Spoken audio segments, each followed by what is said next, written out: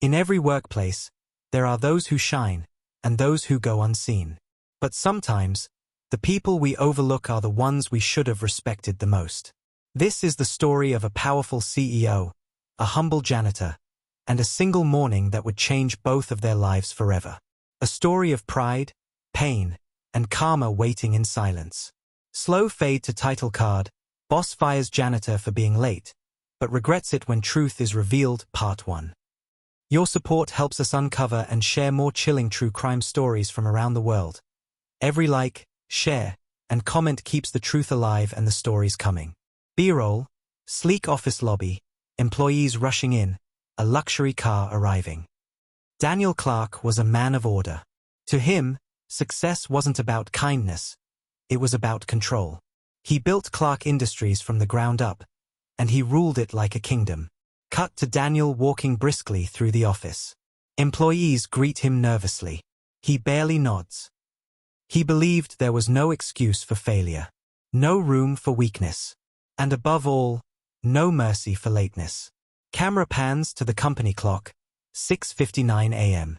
Workers rush to their desks. But that morning, someone wasn't there yet.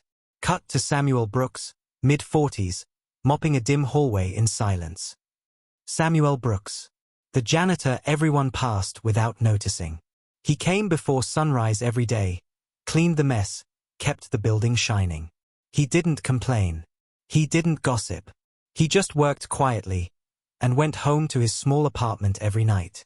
Show him smiling faintly, wiping his brow, then checking his old wristwatch, cracked, but carefully polished. To everyone else, Samuel was invisible. But today, the man no one cared about would become the center of everything. That morning, the rain wouldn't stop. Buses were delayed. Streets were flooded. And for the first time in years, Samuel was running late. Cut to the office clock striking 7:05. Daniel walks in, glancing at the half-clean lobby. 5 minutes late. For Daniel Clark, that was an unforgivable sin. Show Daniel's face tightening with anger. Camera pans to Samuel rushing in, drenched, out of breath. He's holding his cleaning gloves. Dialogue, reenacted, subtitled. Samuel, sir, I'm so sorry, the roads. Daniel, I don't want excuses, Samuel. You're late. Again. Samuel, please, sir, just listen. Daniel, no. Pack your things. You're done here. Tense silence. Sound fades. Samuel lowers his head as workers watch from the hallway. In front of everyone, Daniel fired him. No questions. No mercy. Just cold humiliation. Cut to Samuel walking out slowly into the rain, clutching his cleaning supplies. But what Daniel didn't know was the truth. Samuel wasn't late because he overslept. He wasn't careless or lazy.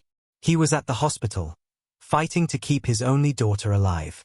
Flashbacks show him praying beside her bed, talking to doctors, then rushing to catch the bus in the storm. He'd spent the entire night watching over her, and left her side only when he thought she'd be okay. But fate had other plans. Cut back to him stepping into the office that morning, too late. B-roll, Samuel packing his few belongings. Daniel signing papers at his desk, expression cold. The company carried on like nothing happened. But whispers began to spread. Some employees felt uneasy, others said Samuel deserved it. Close up, Daniel glances at the empty janitor's closet, then quickly looks away. To Daniel, it was just another day at work. But what he didn't know was that this decision, this single moment of arrogance, would soon come back to destroy everything he'd built. Music shifts from sad to suspenseful. B-roll, office exterior, bright morning. Daniel on a phone call, pacing.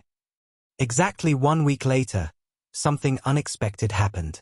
Daniel received a message. A government compliance inspector will visit your company tomorrow. Cut to Daniel frowning. Inspections weren't uncommon, but this one felt different. The message came from higher up. Someone with authority, and a personal reason to dig deep. Show employees whispering, the tension rising as the office prepares for the visit. Daniel had no idea who was coming. But when the inspector stepped through those doors, everything, and everyone, would change. The office door opens slowly. A man in a dark suit walks in. Camera pans up, but stops before showing his face. Daniel looked up, and froze.